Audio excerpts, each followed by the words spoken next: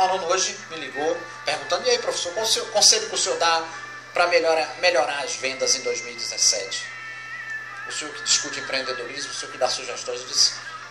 Eu observei no final de 2016, eu visitei vários empreendimentos, eu visitei vários shoppings, várias lojas e departamentos e outras, visitei supermercados no interior e nas capitais, e observei que estamos vivendo uma crise de encantamento, ou seja, o vendedor, o gestor de vendas, o colaborador não está sabendo encantar o cliente.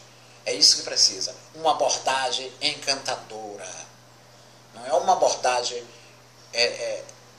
grosseira, uma abordagem onde apenas você fale do produto. Precisa-se de pessoas que saibam abordar o seu cliente, saibam encantar o seu cliente. É isso que estamos vivendo, uma crise de abordagem, uma crise de encantamento nos comércios, nos empreendimentos. Então é isso aí, 2017, vamos mudar nosso perfil de atender, nosso perfil de tratar o cliente, vamos encantar o nosso cliente. É isso aí que eu falo, encantamento.